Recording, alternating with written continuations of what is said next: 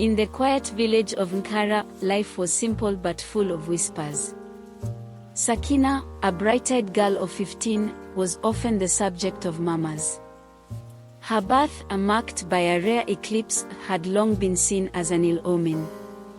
When crops failed and storms raged, fingers pointed at her. The elders decided Sakina must leave. Tears streaming down her face, Sakina packed her few belongings. Her mother hugged her tightly, slipping a carved pendant into her hand. "This will protect you," she whispered.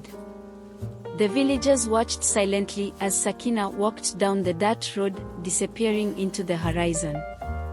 Sakina wandered for days across endless plains. Her legs ached, and hunger gnawed at her stomach. Just as despair set in, she spotted smoke rising in the distance. A village. She quickened her pace. The village of Umoja welcomed Sakina with open arms. Its people, known for their kindness, took her in. A woman named Mama Jalia offered her food and a place to stay. For the first time in weeks, Sakina felt safe. Under Mama Jalia's care, Sakina learned Umoja's ways. The villagers taught her farming, weaving, and self-defense. They marveled at her resilience and quick learning.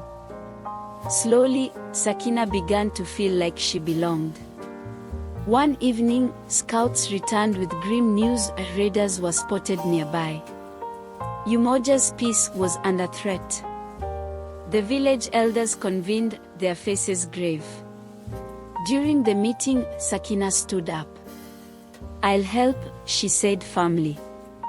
Though surprised, the elders agreed. Mama Jalia began training Sakina alongside the warriors.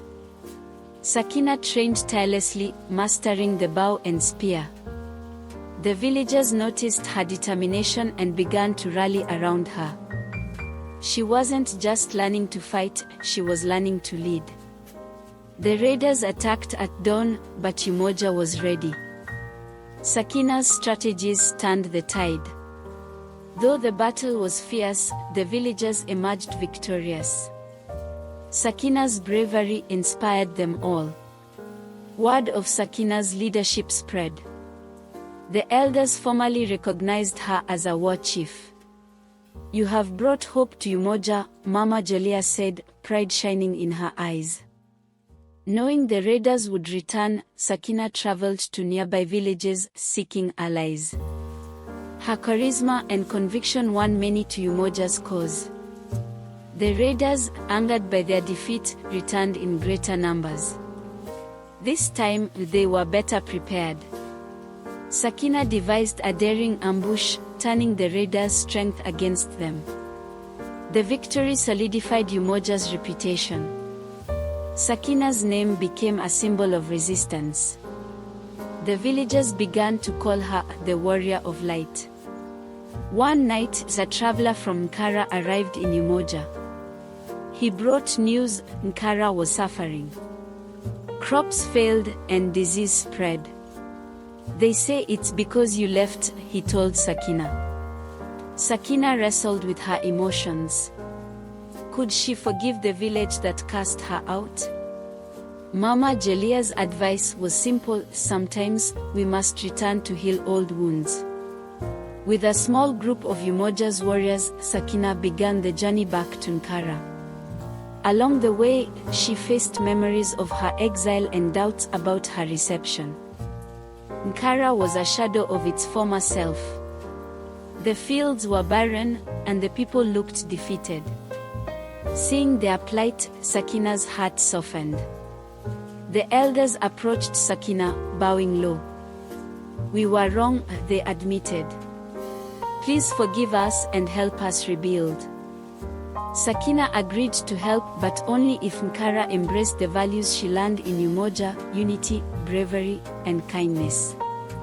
The villagers eagerly agreed. Under Sakina's leadership, Nkara flourished. The people begged her to stay and lead them. Reluctantly, she accepted, becoming Queen Sakina of Nkara. Sakina united Nkara and Umoja, creating a strong alliance. Her journey from exile to queen inspired all who heard it. From a girl deemed cursed to a queen revered, Sakina's story became a legend, reminding all that even the darkest shadows can lead to the brightest light.